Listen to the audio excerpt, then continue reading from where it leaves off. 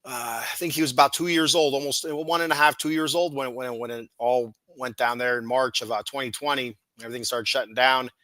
My oldest daughter, she was,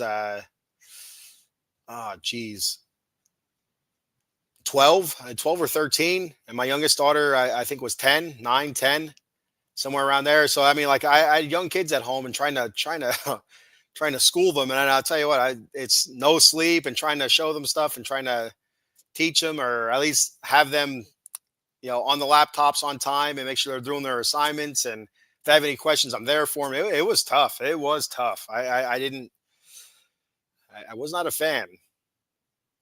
So, uh, Nathan, I love the Raiders. Nathan says, I love you. Hey, Nathan, I love you. All right, there we go. Uh, I love your energy, boss. Thank you. I appreciate it very much.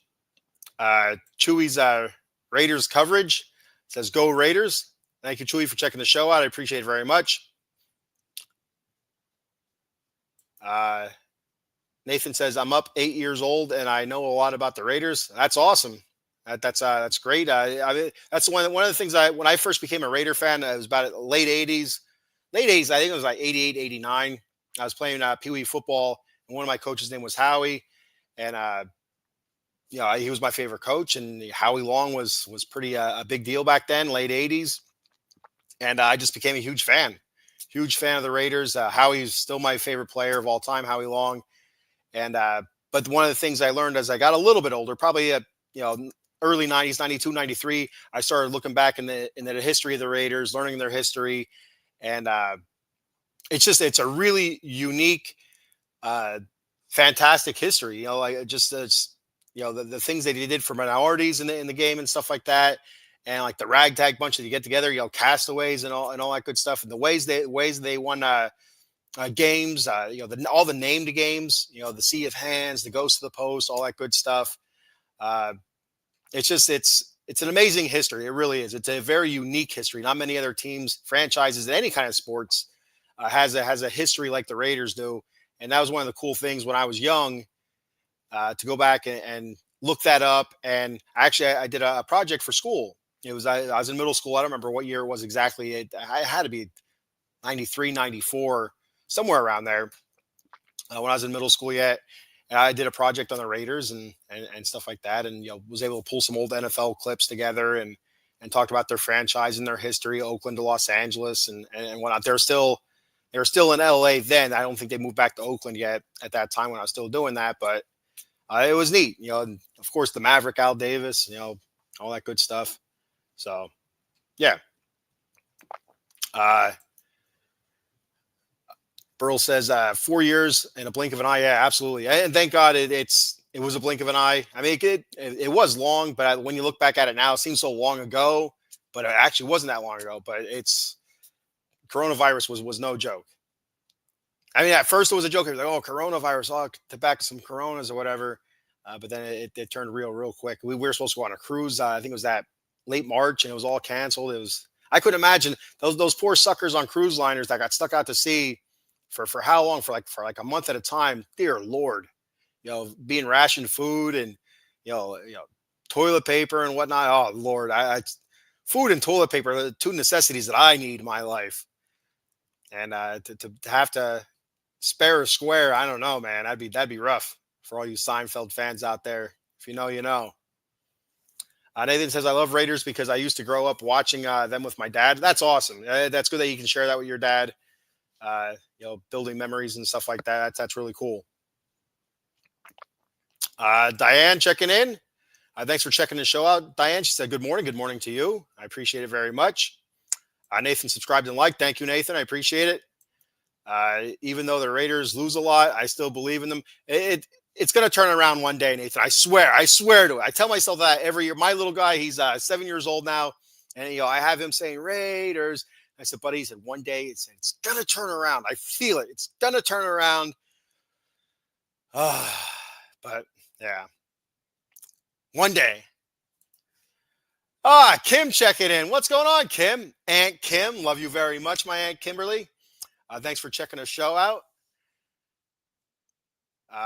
What else we got here? Well, we got Twitch. I always get these Twitch comments.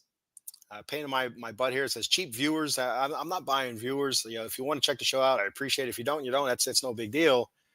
Uh, but yeah, I'm not going to buy viewers. I don't know who does that stuff, but some people do.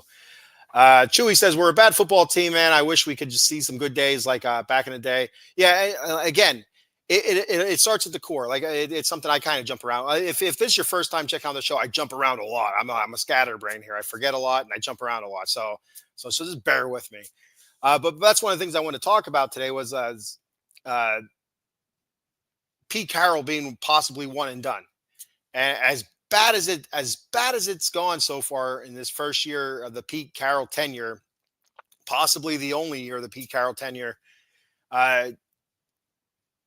stability has been a huge bugaboo here for the Raiders since the firing or the release of Gruden, when all those emails came out. And I still feel like Gruden was starting to turn the corner with this team. Not a great drafter. He and Mayock, they weren't doing all that great in the draft, especially the early rounds. The mid to late rounds, I feel like they were doing pretty decent. They got Max, I think it was in the 4th round. So, they hit on some, they missed on some. It happened. That's the draft in a nutshell, basically. But I really felt like they were starting to turn the corner. Offensively, they were clicking pretty well. Derek Carr was still making some mistakes, and as a Raider fan, as most Raider fans, you wanted him to use his legs a little bit more. It just wasn't happening, and he was taking sacks that he didn't need to be taken.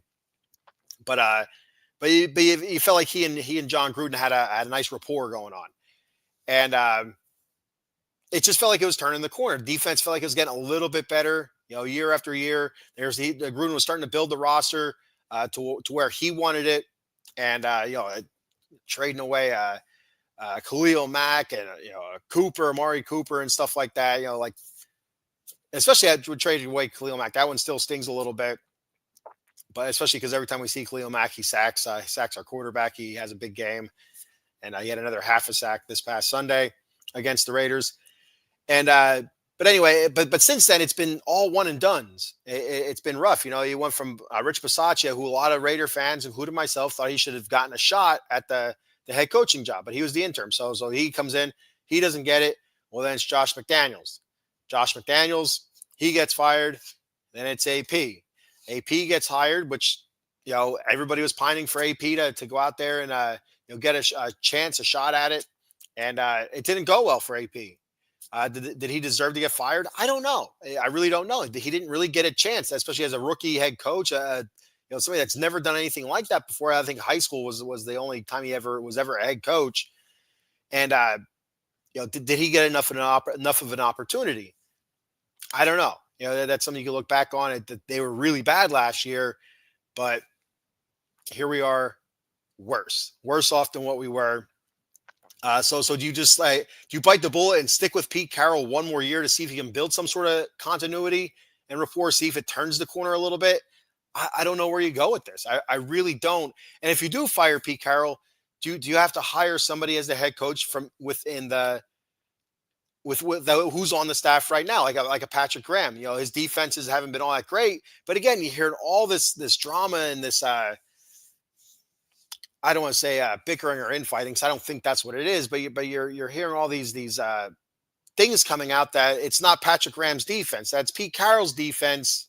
That was that he used in Seattle. So it's a mix of Pete Carroll's defense and Patrick Graham's defense. So Patrick Graham's not really getting the freedom to do what needs to be done. And we saw what he can do as a defensive coordinator when he was with Josh McDaniels, and McDaniels finally gets fired. AP takes over, and Patrick Graham's able to go out there and run his defense the way he wanted to, and that defense was lights out.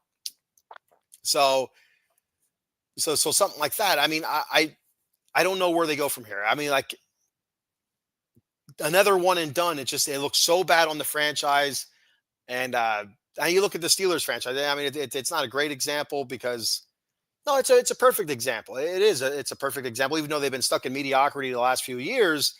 9-8, whatever it's been.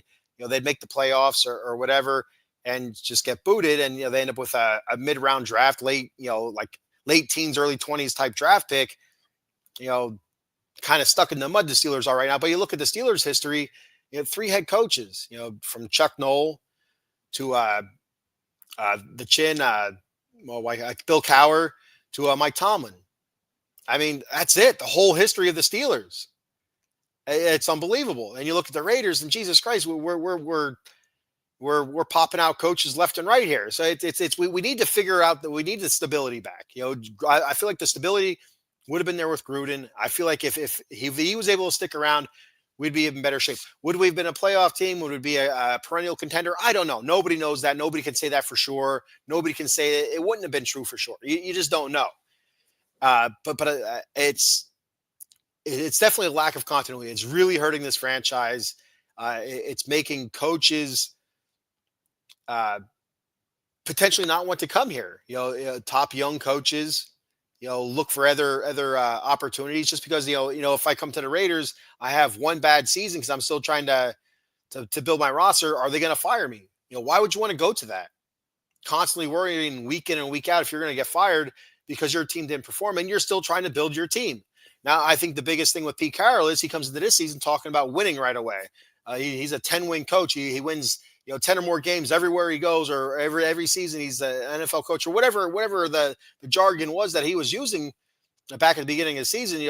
We're here to compete now, and it shouldn't have been that. Pete should have came in with, we need to build our roster, look to get better, this year, look to get better next year, and possibly look to push and compete for that playoff spot the following year. You need to continually get better. We are taking steps back by leaps and bounds, and it is sad. It is utterly sad right now the way this team is falling back.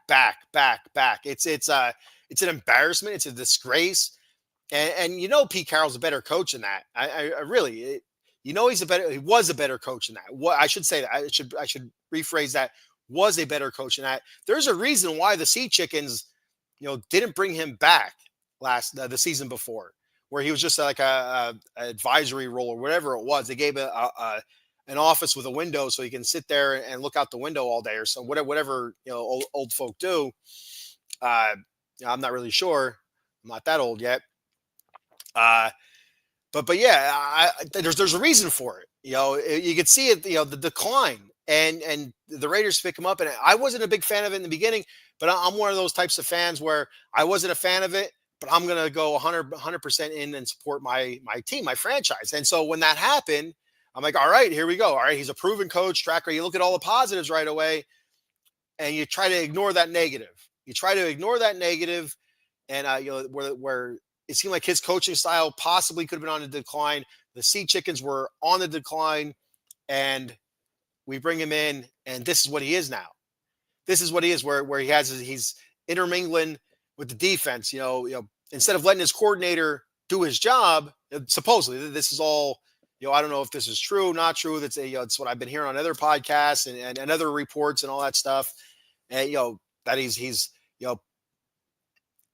messing around with Patrick Graham's defense. It's mostly like a Pete Carroll type defense. And then the offense, Chip Kelly gets fired, and it's kind of put out there that Chip Kelly, was messing the play calls up. He wasn't calling for a motion when there should have been a motion, or he was calling for plays that weren't even in the playbook.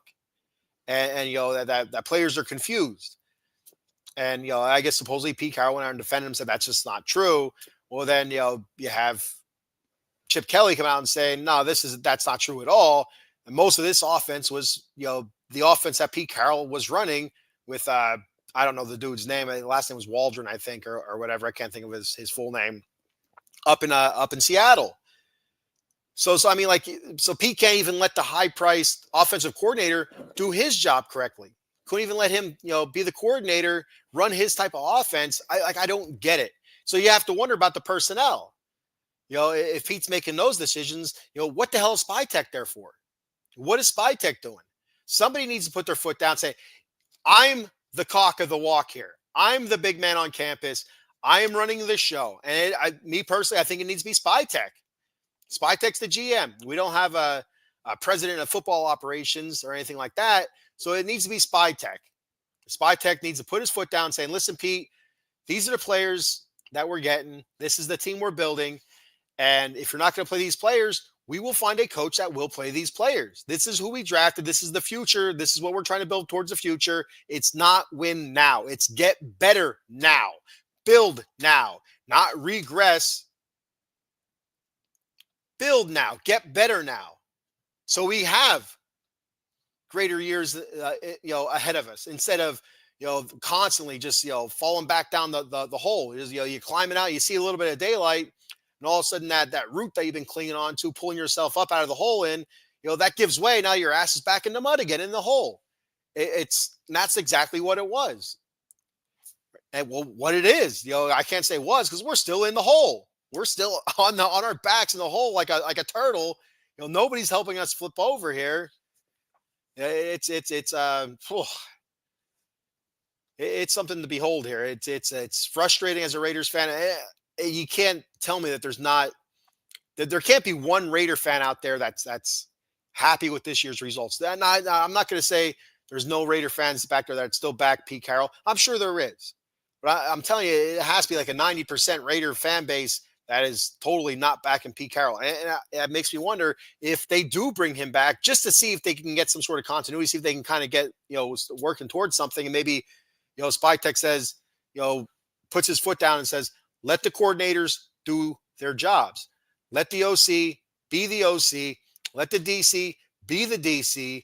Get your son off of the offensive line coach. If he wants to be the junior offensive line coach, a junior assistant offensive line coach, I have no problems with that. Should not be the offensive line coach. Run games coach.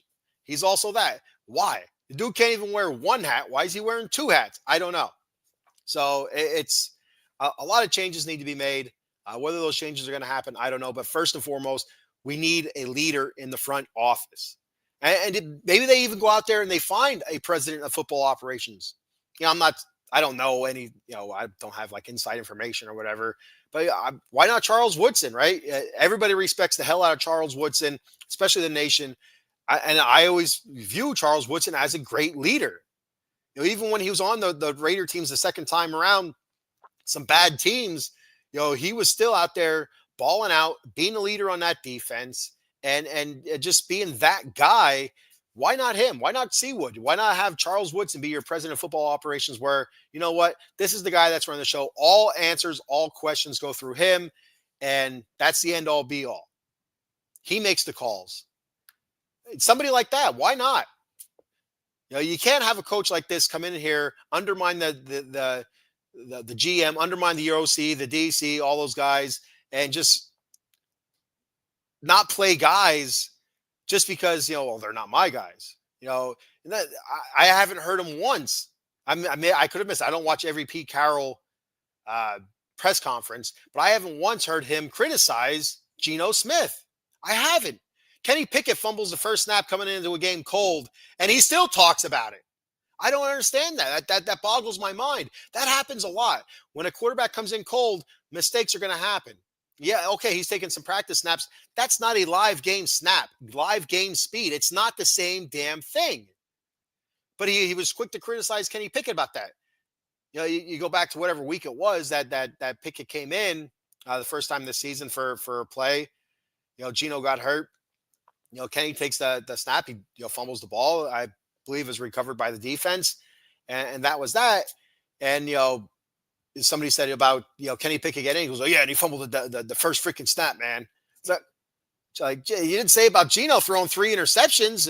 Oh yeah, well yeah, Geno. It's he's doing the best he can out there. He's not calling the plays and stuff like that. Like that burns my ass. That chaps me something fierce. I don't get it. I don't understand it. It talks about this guy compete. You don't hear about Geno competing. Again, not understanding it. For as poorly as Geno played, he should not be playing right now. You should be getting different guys in there, seeing what you have. What do we have in AOC? Is AOC coming back next year? I don't know. I think next year is it this year or next year is his contract year? I mean, what do we got? Kenny Pickett. We traded for Kenny Pickett. We gave up a draft capital, a 5th round pick. I mean, granted, it's a 5th round pick, but you don't know what that 5th round pick could have been. Like we said, Max was a 4th round pick. What was Tom Brady? I think it was 6th round or whatever it was, pick 199, whatever the hell the story is with that guy. But anyway, you just don't know what that fifth round pick could have been. That could have been traded or bartered for something else. But we traded for Kenny Pickett, and we don't even give him a shot. He goes in. Geno can barely move. I think was it against the Broncos last time, or yeah, I think it was against the Broncos last time where he went hobbled off, and Kenny Pickett came in. Geno can't even protect himself in the pocket. And he goes back out there, and Pete lets it happen. It's asinine. It really is.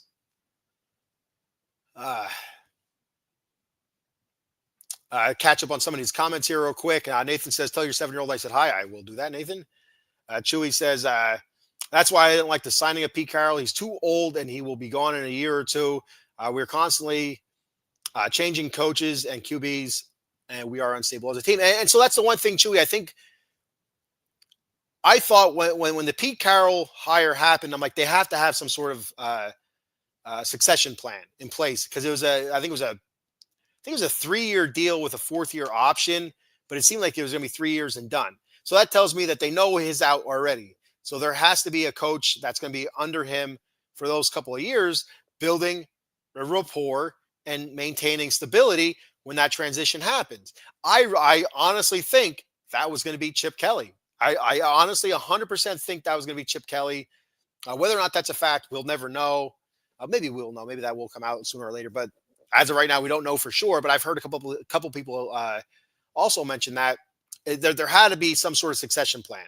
One, because of his age, and two, because of the way the contract was constructed and the stuff that I don't know if it was maybe I made up that made it up in my head. I don't know, but I thought I heard on the television, so it's true, of course, that basically it was gonna be 3 years and he was gonna come out, even though there's a 4th-year option. That 3rd year was gonna be it, and he was gonna be done coaching. Period. So, and that's why you have a succession plan, so you're able to maintain that sustainability, just the rapport and stuff like that, able to, without actually changing coaches. You're actually just kind of training a coach almost. Because Chip Kelly, he didn't have the best track record as an NFL head coach, and it would have been something that would make a little bit sense for him to train under a very, very, very, very seasoned head coach in the NFL who has won some games, won a Super Bowl, been to a couple Super Bowls. And it would have made sense for him to kind of learn under Pete Carroll and figure out what he did wrong over those years in Philly and San Francisco. But that wasn't meant to be. Whether or not that was the plan or not, I don't know. That's just something that I thought right away. And then they hired Chip, and it kind of made sense to me. Chewy also says the NFL seeing the Raiders making a change for the better and leak John Gruden's 10-year-old. Yeah, it's still a lot of fishiness going on with that. I don't understand it. I'm still a big Gruden guy. So yeah, I'm still bummed about it. And I don't think he'll be coming back.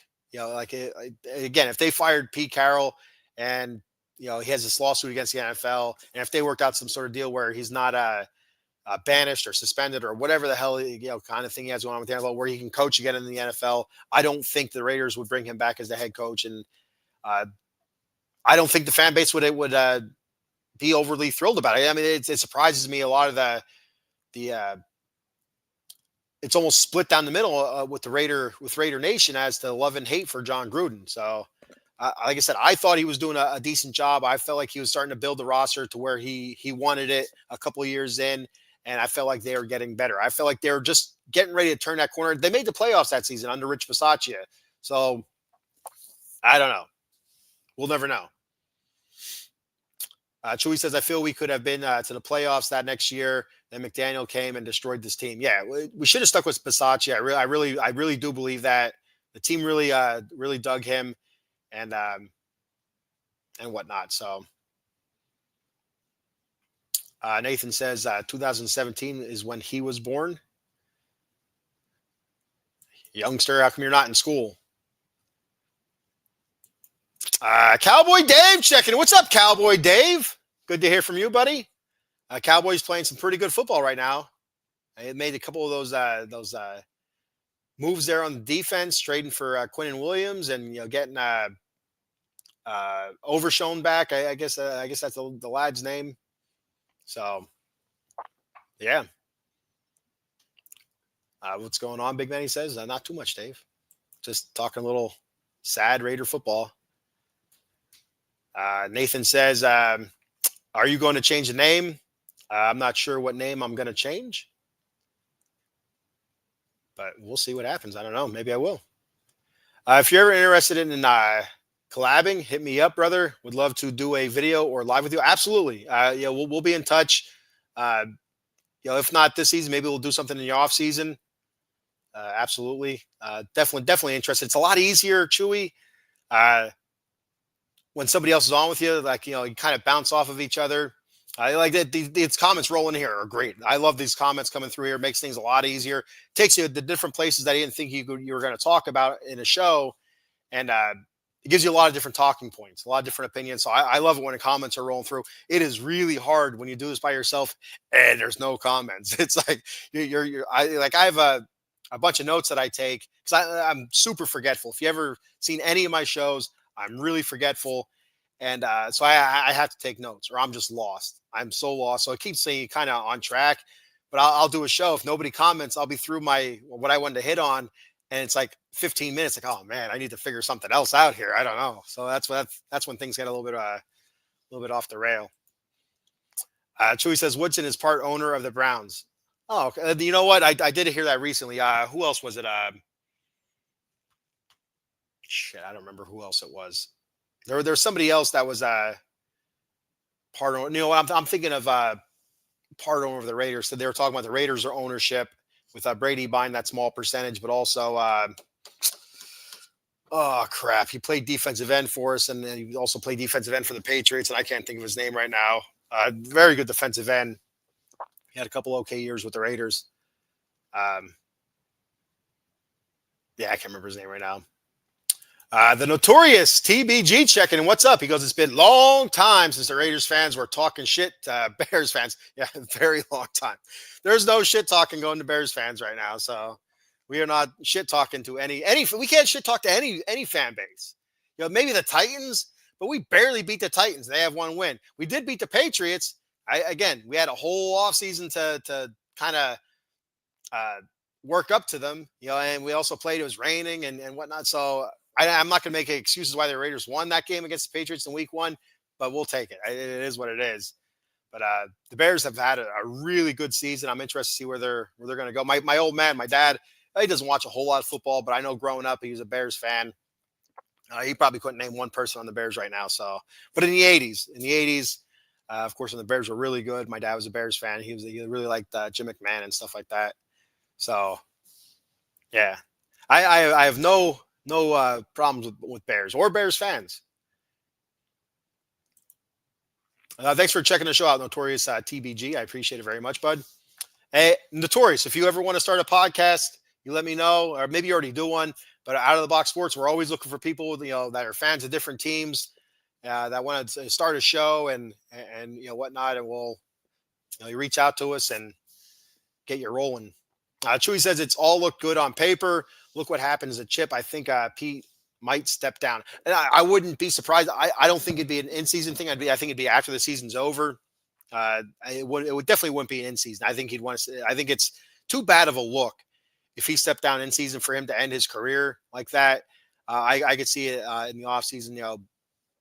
Not too long after the season's. Hopefully, not too long after the season's over, because I couldn't imagine heading towards the draft with Pete Carroll still as our coach.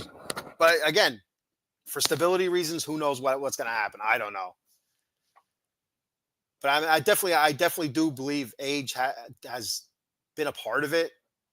But I think the game's passed him by.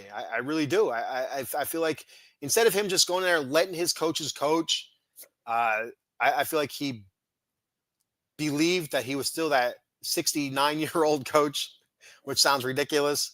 But that coach from a few years ago, when the Sea Chickens were still playing pretty decent, and they're having a decent season this year. So no, I'm not going to bash them there, but you know what I'm saying.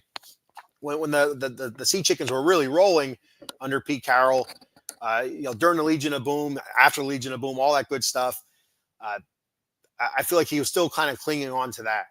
instead of recognizing, maybe the game has passed him by a little bit, use his wisdom instead of using, what he perceived was his knowledge. Two different things, wisdom and knowledge, two different things. I don't know how to explain it, but but if you understand, like wisdom and knowledge are two different things. It's thinking you know something and then, experiencing something. And I think that's where your wisdom and your knowledge come from, knowing something or thinking you know something, but then experiencing something and able to pass that along to somebody, that could be knowledge for them, using your wisdom as not, man, I'm like Confucius here, man. I'm like Confucius. Unbelievable. All right. Cowboy Dave checking in. He says, McMahon, Peyton, and the big fridge. The 85 Bears, Coach Ditka. Yeah, that's one thing that's that team, the 85 Bears, as outstanding as they were, it's one of the big letdowns is that they didn't win multiple Super Bowls. So it's for that franchise to only get one Super Bowl out of that team. It was you look back on it now, it's easy to do that now, but that's a big surprise. So yeah, so back to the Chargers game. That's where we started the show off at. But yeah, it was another abomination. But I did want to point out Caleb Rogers getting his first start. We've all been clamoring for it, Raider fans. Get the rookie in. We have all these injuries on the offensive line. The guys that they're putting at guard are sucking ass. And what I know, the whole thing they did with center. I'm not going to get back into the whole JPJ and the center thing and all that other stuff. I did that last week. I don't want to get into it again this week. Maybe next week I'll get back into it because it still irritates the hell out of me. But anyway, bringing in Caleb Johnson, having him rotate with Antonio Mafi. Mafi, he was brought in because he played I think it was he played under Chip at UCLA, so he's a Chip Kelly guy, whatever that means. But I thought they both played well. They kind of rotated. I think the totals were Caleb Rogers, I think, played a total of 18 snaps. And I think Mafi played close to 30 or over 30. I mean, the Raiders had 46 plays. So, yeah. So it was almost 30 snaps for Mafi at the right guard position with rotating with Caleb Rogers. But Caleb Rogers got the start. They both only allowed one quarterback pressure. There was a couple times, I actually did get a chance to watch this game live on the Dofu app. And I thought overall Caleb Rogers looked really good for the limited. It's only a small sample size, 18 snaps. That's not a lot in a football game. And I thought he looked good for the most part. There was a couple plays where he got beat, whether it was on a run or even a pass, allowing a little bit of pressure. But I didn't see any plays where he got dominated. I didn't see any plays where he got dominated. I thought he looked the part. He looked very good at right guard. And I don't see why. Then another thing that bugs Raider Nation off, pisses Raider Nation off about Pete Carroll is he comes out and says that Caleb Rogers is still competing for playing time at right guard. In my opinion, going into next week's game, I think we should have Caleb Rogers at right guard, and what the hell, have Mafi at left guard. Let Dylan Parham compete for playing time for crying out loud. I mean, Mafi, he's a young guy. I think I looked it up before I came on. He was a 5th round pick. I don't remember by who, but he was a 5th round pick. Was it with the Panthers maybe, or I don't know. It doesn't matter. He was a 5th round pick, and he's only like 25, 26 years old. I mean, he's a young guy. And so why not? Why not? I thought Mafi looked decent. I thought Caleb Rogers looked decent. Why have them compete? Why not? There's our guards. All right. If you want to put Kappa at center, whatever. I'm not even gonna get into that whole debacle. But maybe start looking at at tackle DJ Glaze. He has not looked good at all this season. I mean, there was some times where he looked okay. But overall, he has looked really bad this year. And I've heard, some other shows, some other podcasts talk about, possibly, the Raiders should look at moving DJ Glaze, to the interior, move him to guard. He's more, he looks like his skill set is better suited as a guard. And again, I don't know. I'm not an NFL offensive lineman. I was never an NFL player, and believe it or not, I never played in the NFL. So breaking news here. But yeah, it's why why not try DJ Glaze down at guard? And that leaves Charles Grant, our other rookie. Yeah, give him a shot at tackle there. What's the worst that could happen? We're gonna lose.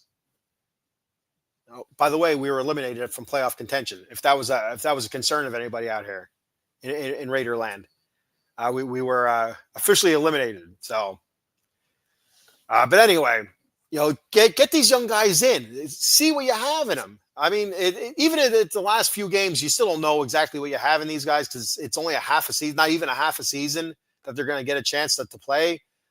But see what you have and see what you have to work on them with over the season, in the off season. Okay, this is where they struggled. All right, let's get this taken care of. Let's get the maybe if we move this guy here, maybe he's better suited there in the NFL. Maybe he's better suited as a guard instead of a tackle. DJ Glaze, still a young guy.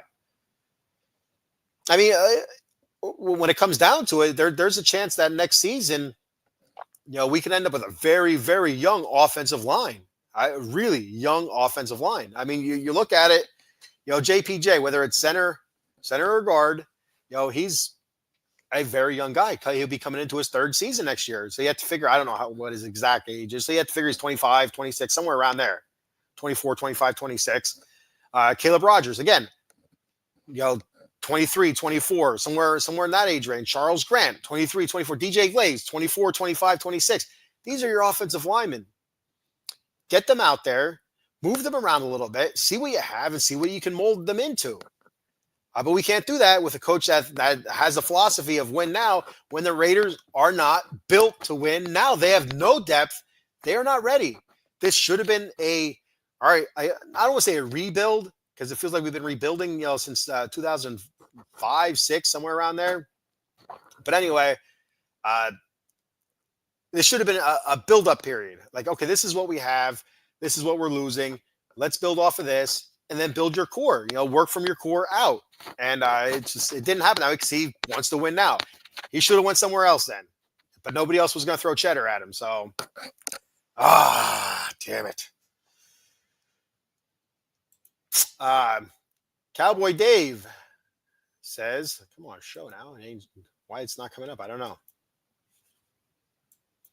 Anyway, I'll read his comment. For some reason, it's not. Oh, there it is. Just because they are eliminated doesn't mean you can't play spoiler. Just saying. And that's the other thing, Dave. I'm not saying the Raiders should tank. I don't believe in tanking. But why would you want to win right now? You win 2 games, that puts you all the way up to like pick number 8, 9, 10. Do we want to do that again? You'd rather be in the top 3. But with the Raiders, the way they pick, in the draft, especially early rounds, they don't have a great track record. Brock Bowers, great track record. Ashton Genty, still don't know yet. With no offensive line and just the play calling's been absolute crap this year. We don't know what we have in Ashton Genty yet. So it's just one of those things. Damned if you do, damned if you don't. So yeah. It was good to see Jack Besh get in. Speaking of rookies and young guys, it was good to see that. And Dave, real quick, Dave, if there's anything that the Raiders are going to spoil this season, I hope it's this week because I hate, and I'm going to say this as calmly as I can, I hate the Denver Broncos. I use the H word for the Denver Broncos. Hate. I don't use hate a lot. Especially like, a deep-rooted hate. Like I can say, I hate, cold water or whatever. You know what I mean? Like, that's the throwaway word there. But a deep-rooted hate. I hate the Denver Broncos. I hate the Ponies, the Donkeys. I hate them. All the sports teams that I cover. I talk Mets. You can see the Keith Hernandez shirt back here. It's been a little bit, but I am going to get on with the Mets talks. I hate the Braves. You see how I change? I hate the Braves. I don't like the Braves at all. I hate the Braves. That's a Mets fan. LA Kings. I'm an LA Kings fan. I do LA Kings talk, silver and black Lair, LA Kings. Again, I'm behind schedule with that. I'm going to get it going again. We're a quarter of the way through the season. The Kings are kind of mid. They're if the season were to end today, the Kings are in the playoffs. But Same result, it seems like. But anyway, I hate the Ducks. I hate the Oilers, but the Raiders, I hate the Broncos. I hate the Broncos. Hate them. Fist is clenched. If you're not seeing me on camera, my fist is clenched very tightly. If you know what I mean. Dave says, guys playing for jobs. I get it. Still doesn't mean you can't play. Spoiler. No, again, Dave, I get that point of it. And guys are, so and the tanking part of it, guys are playing for jobs. Guys, either they're playing for their future job with another team or they're playing to stay with the Raiders. So they're not going out there tanking. Coaches, they're not going out there tanking. So the only people wanting to tank are the nation, some of the nation, not all the nation. I don't want them to tank, just because I think the draft is such a crapshoot. Like there's very few definites in the draft. That's not the right word I want to use, but I can't think of it. I'm getting tired. So there's very few definites in the draft. We got lucky with Brock Bowers. He was a definite. That was a home run where it looked like he could be something special, and it turned out he's been something special so far. So, like that. But there's a lot more busts in the draft than there are home runs. And so whether you're picking at 1, 2, or 3, or 8, 9, 10, 11, for me, I could care less. There's guys that drop all the time for one reason or another, or there's guys that maybe scouts just didn't look that deep into, and your scouts did, and you see something more special or what have you, and you get him and it works out. So you just never know. I like Ben Roethlisberger won a couple of Super Bowls with the Steelers. I think he was picked like 12th or later by the Steelers, somewhere around there.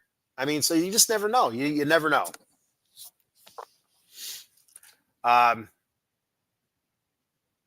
Who else? Oh yeah. So Jack Besh, was good seeing him getting in the game there. He got a couple catches. He was also out for a few series, rib injury. I don't know where we're at injury report with him. Brock Bowers, another, like I said, outstanding game. Great catch. The highlight reel catch. Genty running the ball, not great. 15 carries, 31 yards. Only 15 carries though. But again, we were getting our pecker smacks. It's not like we were moving the ball enough to get him as many carries as we could. But he also caught the ball 6 times, so you're looking at 21 touches for Genty for 61 yards. Jack Besh, a couple catches. Tucker, 3 catches, 20 yards. Only targeted 3 times. I feel like it needs to be more. Dante Thornton, our other rookie, 1 catch, 11 yards. Only targeted twice. It has to be more. I don't know if Thornton just wasn't cutting the cheese. I don't know. I don't know what the issue was there. But Jeremy Chin had a terrific game. 17 tackles for Jeremy Chin. He's quietly having a pretty good season. I'm really liking Chin, really liking that pickup right now. Max, 4 TFLs, 4 tackles for losses, 2 sacks. We had a Malcolm Kuntz sighting. He had a sack.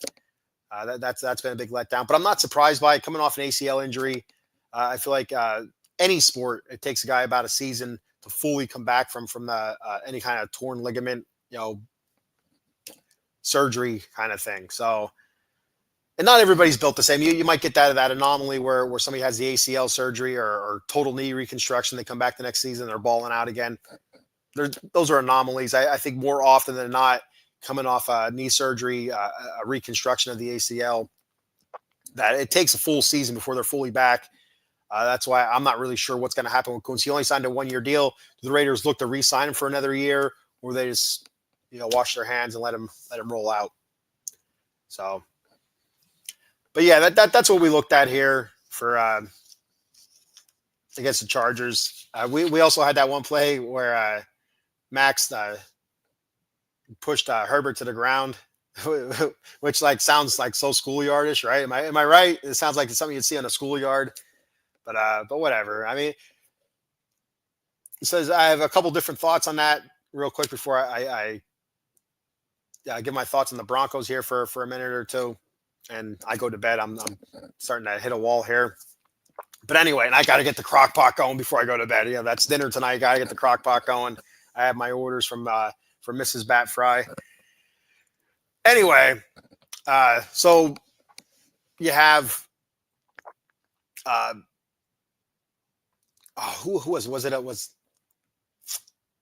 anyway. Herbert made the pass. I don't remember who the pass was to. I think it was probably to goddamn Keenan Allen, who absolutely killed us on third downs again. It doesn't make sense. They're going to throw to him on third down, and you don't cover him. Anyway, Max is he's disgusted. He's walking away, and Herbert's he's watching the play. The play's over. He comes hopping up behind Max, and he's just screaming. Screaming. I get it, Max. Said to him after, dude, you're screaming in my ear. I get the reaction that Max had. 150%. I get that. And was it a flop? Probably was a bit of a flop on Herbert's part, but you know what? The referees are looking for it. They found it. Max got the flag. So my schools of thought on it are good for Max. Stand up for yourself. Tell Herbert to shut the hell up or whatever. Good on Max. I'm fine with that. But a couple different ways to look at it. I look at it. We're a 2-10 team. It doesn't hurt us. It doesn't hurt us. It is what it is. But I mean, if the roles were reversed, we're fighting for a playoff spot, and the Chargers are ahead of us by a game. They make a big play. Herbert's yelling in Max's ear. Max turns around, shoves him, gives him an extra 15 yards. They go in and they score another touchdown, put the game out of reach. That's not very smart. So again, 2-10 Raiders. It is what it is. It doesn't hurt us because we're already getting our asses kicked and the season's over. But if it was a little bit different scenario, I would hope that Max would be able to kind of collect himself and maybe bark back. Max, he's a trash talker. We seen with him and Mahomes and stuff like that. Just next time maybe turn around and make fun of Herbert's hair or something. I don't know. Make fun of his stupid ass Mickey Mouse glove he was wearing because he hurt his finger. But yeah, I would hope if the Raiders were in a better situation that Max wouldn't push him and cost the Raiders 15 yards. As a leader, you don't want to see that. But again, 2-10 Raiders, push them all you want. If I was Max, I would have, as soon as he got up, I would have pushed his ass back down. Whatever. Throw another 15 yards on him. What's it gonna matter? But if it was a different scenario, I'd hope Max would not do that. Cowboy Dave says, where's the game at? Denver or Vegas? It is in Vegas, my good friend. So the last time the Raiders played the Ponies was in Denver. 10-7 loss for the Raiders. Very close game. Caillou Blue Kelly, a couple of interceptions. He had an interception this past week, actually, against the Chargers. He was sharing time with Darian Porter, another rookie who's looking fairly decent. Greedy Vance Jr., undrafted rookie. Looks like he might get some time. Darnay Holmes, maybe we'll start sitting him a little bit. Get Greedy Vance in. He's elevated to the roster this week as the Raiders let go of former first-round pick that they picked up from the Commanders, Jamin Davis, or Yamin Davis. I don't know how you say his first name. But they also re-signed Davis back to the practice squad after they released him. But they had to release him in order to make room on the active roster for Greedy Vance Jr. Again, like I said, an undrafted rookie free agent. So hopefully he gets in there. We can see what he can do on the defense. And, it's great to see Tonka Hemingway, JJ Pace getting in there, getting some burn. I'd like to see the linebacker. He was a rookie, I think it was last year. I can't think of his name right now, out of Ohio State. But the Raiders, when he was drafted, a lot of big talk about him. I can't think of his freaking name right now. I could picture him too. But it doesn't matter. I'd like to see him more at linebacker, but it just doesn't seem like it's meant to be. But yeah, the Raiders are in Vegas against the Broncos. Last time out, 10-7 loss. We had a missed field goal by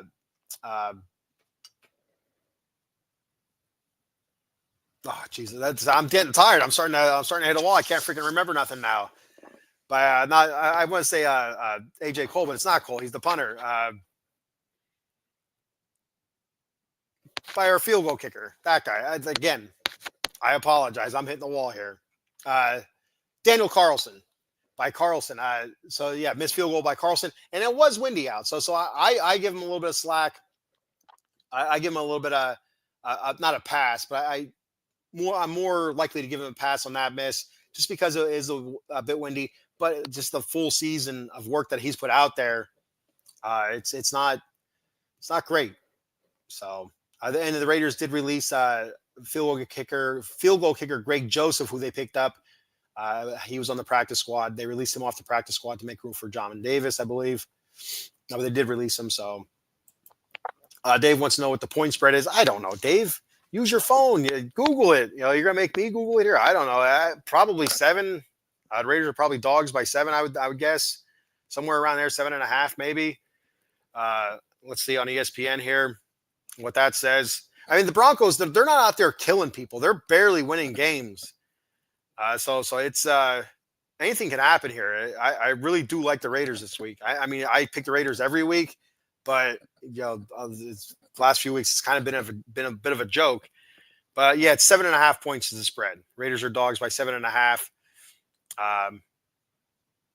The under is 40.5. That might be something intriguing, but we are indoors, so I'd expect a little bit more scoring than 10-7. But the Raiders can't score indoors or outdoors, so who knows? All right, so that's all I have for today. I will try to hop back on before the game to talk a little bit more about the Broncos Raiders. I'm done. Dave said Broncos barely squeaked by the Commanders last week. Yeah, so real quick, Dave. Looking at the Broncos, the last few weeks that they've played here. Looking at their scores here on ESPN, they beat the Commanders 27-26 in overtime this past Sunday. Then before that, it was they beat the Chiefs by a field goal, 22-19. Again, tight game, but it is the Chiefs. That was in Denver. They beat Houston, another good team, good defensive team, but it was by 3 points, 18-15 in Houston. They throttled the Cowboys. That was before the Cowboys kind of revamped themselves, got some guys back. That will score is 44-24. Then they barely beat the Giants 33-32 in Denver. They squeaked by the Jets 13-11 in New York. Well, actually in London. They squeaked by the Eagles 21-17. They throttled the Broncos 28-3. They lost to the Chargers by 3. They lost to the Colts by 1. Both very good teams. And they beat the Titans early in the season, second week of the season. First week of the season. They beat the Titans 20-12. So every one of their games are super tight. So I wouldn't be overly shocked if this is a tight game. And don't be surprised if the Raiders, somehow upset them. I mean, it's there. It's there for the taking. No J.K. Dobbins. He ran for like 70+ yards against the Raiders last time. Bo Nix did not look good against the Raiders last time out. Again, outdoors. It was windy. Did that have something to do with it? I don't know. Caillou Blue Kelly picked him off a couple times. The Raiders did give up 6 sacks in that game. Like I said, I think that's the game Geno got banged up. Kenny came in for a little bit. I think it was that game. I'm not 100% positive.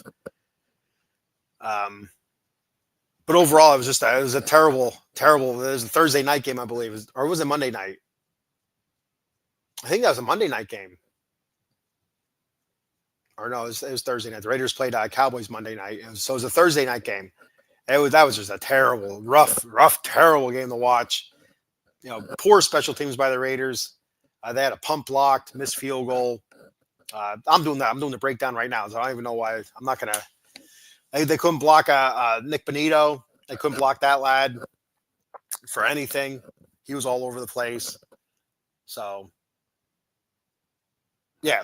Again, I want to see more Caleb Rogers. He was the highest rated Raiders lineman for this past week by Pro Football Focus. Again, only 18 snaps. 10 of those snaps were in passing situations. He gave up 1 quarterback pressure. You look at Tony Maffey, I think it was like 30 snaps, 31 snaps, whatever it was.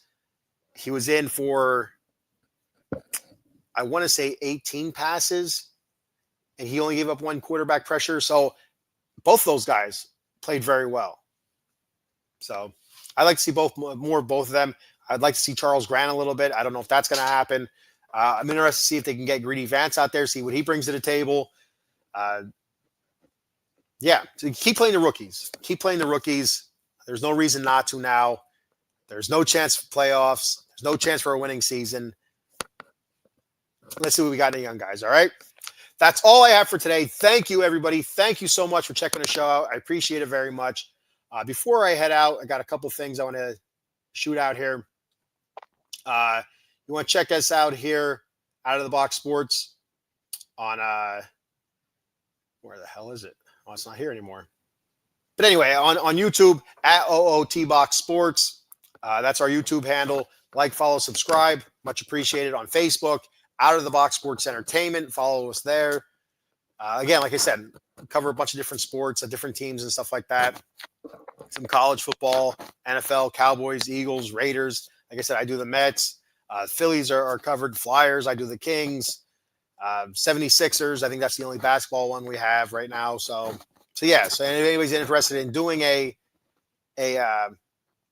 podcast, a show on any sport or anything, if you want to talk about iguanas or something, I don't know. If that's your thing, go for it. So that's our handles there for Out of the Box Sports. And for me personally, my X is SB_Lair_OOTBE. That's my X handle on Twitter. Once again, at SB_Lair_OOTBE. Don't forget those underscores. And my YouTube channel is The Bat Fry Pods. That once again is The Bat Fry Pods. That's my YouTube handle. So check me out there, or don't. It's fine. If you want to help me out, I'd appreciate it very much. Head on over to Dubby Energy Drink at www.dubby.gg. Check out their energy drinks, their powdered energy drinks. They come in a tub. They're jitterless energy drinks. They give me that boost I need on night shift. I work nights, so I know when I need that kick. I scoop in my water, shake it up. I'm hitting it. I tell you what, you feel it. You feel that burst of energy. No jitter, no after effect. Great taste.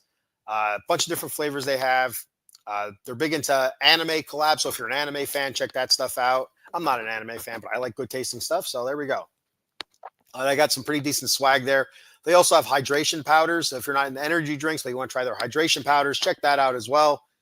So some good stuff there. Use my promo code, The Bat Cave. That's all one word, The Bat Cave, and get 10% off your order. And let me know what you think. If you do try it, let me know what you think. And again, if you want to help me out, that's how you do it. If not, no big deal. Just keep checking the show out. I appreciate it very much. All right. Thank you very much. I'm getting the hell out of here. Prediction for this week's game. Like I said, I'm going to take the Raiders in an upset. I am. I like the Raiders 17-16. There it is. I'm going to pick the Raiders again. I pick the Raiders every week. Maybe I'm the reason why we stink, because I keep picking the Raiders. So there it is. All right. Until next time. I don't know why I keep saying it, but I keep saying it. Thank you, and just win, baby. See yous. Raiders out.